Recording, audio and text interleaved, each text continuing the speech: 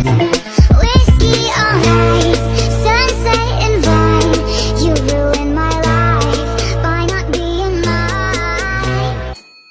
You're so gorgeous. Assalamualaikum warahmatullahi wabarakatuh. Kami dari kelompok 2 pengembangan laboratorium akan menjelaskan mengenai penggunaan alat-alat elektronik di dalam laboratorium beserta perawatannya.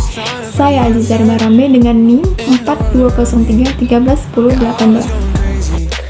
Halo semuanya, perkenalkan nama saya Deborah Panolina Syahan dengan NIM 4203131039.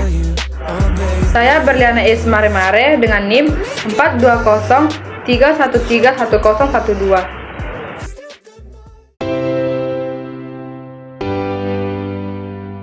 Untuk penggunaan dari neraca analitik digital itu ialah sebelum menimbang kita tekan tombol tab pada neraca analitik digital, di mana untuk memulai skala dari 0.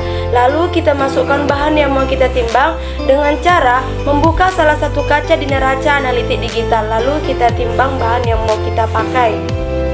Untuk neraca teknis itu sendiri sama seperti neraca analitik digital, di mana sebelum menimbang kita tekan tombol tab untuk memulai skala timbangan dari 0, lalu kita letakkan bahan di atas neraca teknisi tersebut. Misalnya kita letakkan sebagai alas bahan itu ialah kaca arloji di neraca teknisi tersebut, lalu kita timbang bahan tersebut dan hasilnya bisa kita lihat di video tersebut.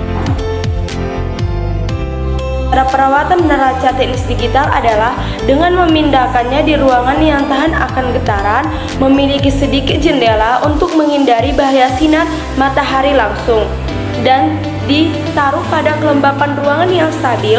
Untuk menjaga kebersihan timbangan, cukup kita bersihkan dengan tisu kering setelah kita menimbang suatu bahan.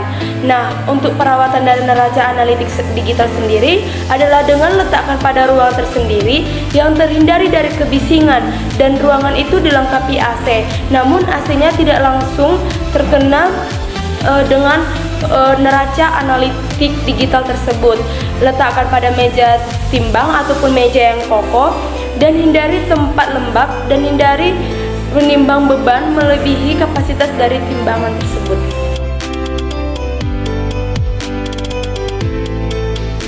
Untuk penggunaan dari autoclave itu sendiri untuk mensterilkan alat dan bahan yang ada di laboratorium, di mana kita isi air ke dalam autoclave tersebut sampai batas besi minimal 3/4. Lalu kita masukkan panci autoclave, kita masukkan alat dan bahan yang mau kita sterilkan. Lalu di bagian penutup autoclave tersebut ada selang, di mana nanti selangnya kita hubungkan ke dalam bagian autoclave, bagian pinggir autoclave. Lalu setelah itu kita tutup rapat autoclave dengan melihat arah tanda panah yang ada di autoclave tersebut. Lalu setelah itu kita kunci rapat, dan jika sudah selesai kita ambil barang yang telah disterilkan. Adapun cara perawatan dari autoclave, yang pertama, gunakan sesuai dengan standar prosedur yang benar. Yang kedua, perhatikan kestabilan listrik. Yang ketiga, gunakan aquades saat sterilisasi. Yang keempat, jangan biarkan air dalam aquades terlalu lama. Dan yang terakhir, gunakan takaran air yang pas. Nah, dalam penggunaan pH meter, hal yang pertama kita lakukan adalah mengklik tombol on pada pH meter seperti terlihat dalam video. Kemudian kita celupkan pH meter ke dalam larutan tersebut. Seperti halnya misalnya kita ingin mengetahui pH dari air. Nah, kemudian kita dapat mencampurkan larutan-larutan lain ke dalam air tersebut. Kemudian kita dapat menghitung kembali pH akhir dari air tersebut.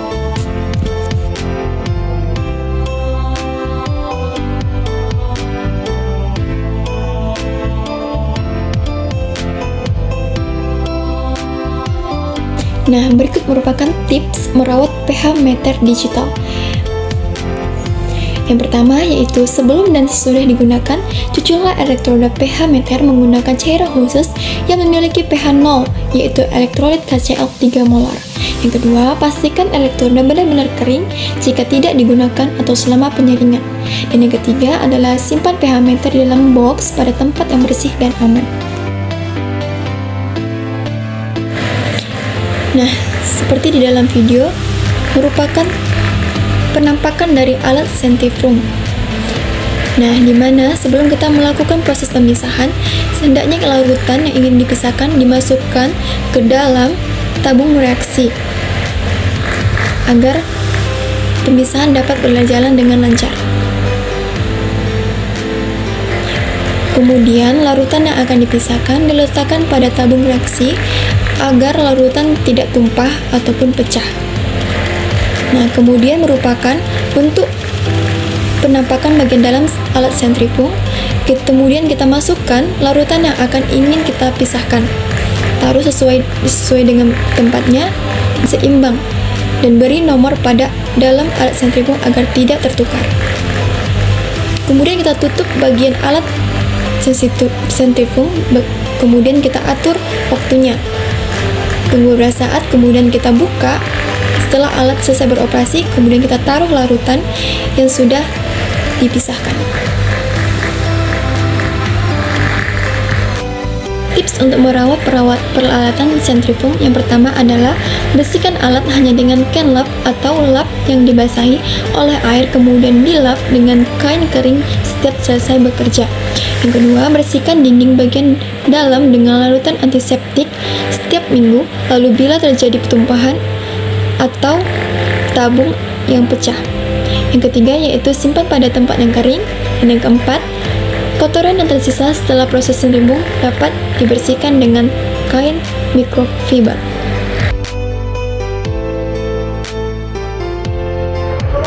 Untuk penggunaan hot plate, kita dapat melihat video ini.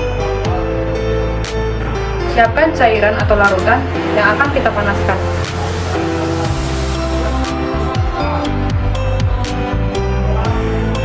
Selanjutnya, masukkan magnetic bar ke dalam beker gas yang berisi larutan yang akan kita panaskan itu. Kemudian kita taruh di atas hot plate. Kemudian kita putar knob pengatur panas. Kita sesuaikan dengan kebutuhan. Kemudian kita putar knob setir ini untuk mengatur kecepatan dari putaran.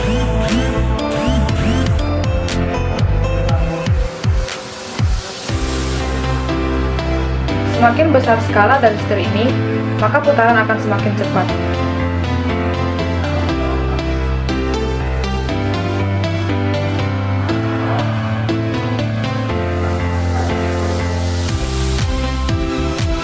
Jika larutan sudah homogen, kita putar kembali setir ke angka 0. Setelah homogen, kita angkat larutan dan bersihkan permukaan hot plate. Nah, adapun cara perawatan dari hot plate adalah yang pertama, setelah penggunaan hot plate sebaiknya disiram menggunakan air hangat terlebih dahulu. Kemudian, digosok dengan sikat halus untuk menghilangkan lemak. Yang kedua, simpan hot plate pada tempat yang sering anti lembab. Yang ketiga, apabila hot plate terkena dengan debu, cukup dibersihkan menggunakan lap basah atau lap kering. Nah, di sini kita bisa lihat cara penggunaannya, yaitu geser tombol power ini ke kiri. Kemudian kita setting suhu yang dibutuhkan. Biasanya untuk mengeringkan alat dalam gelas, suhunya yang kita pakai antara 50 sampai 60 derajat Celcius.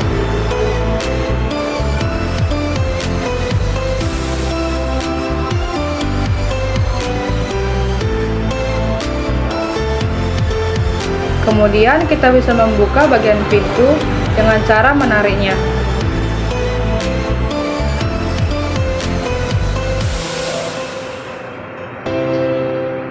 Setelah itu, kita bisa memasukkan alat gelas ke dalam lemari atau oven ini. Adapun perawatan dari oven laboratorium ini, yang pertama, sebelum oven digunakan, sebaiknya bersihkan seluruh aksesoris dan rak yang terdapat dalamnya. Kemudian, pastikan stiker oven telah dicabut setiap selesai digunakan. Dalam proses pembersihan sendiri, tunggu hingga oven dalam keadaan dingin, lalu baru dapat dibersihkan. Yang kedua, proses pembersihan ini bisa dilakukan dengan cara membuka tutup oven dan bagian dalam. Selanjutnya, bersihkan dengan lap lembut yang telah direndam air panas atau deterjen. Namun, perlu diingat bahwa zat bersifat abrasif tidak boleh digunakan untuk membersihkan oven. Yang ketiga, Jangan menggelap elemen pemanas yang ada dalam oven. Alat-alat yang tidak akan tahan panas juga sebaiknya jangan dimasukkan dalam oven karena sudah pasti akan mengalami kerusakan.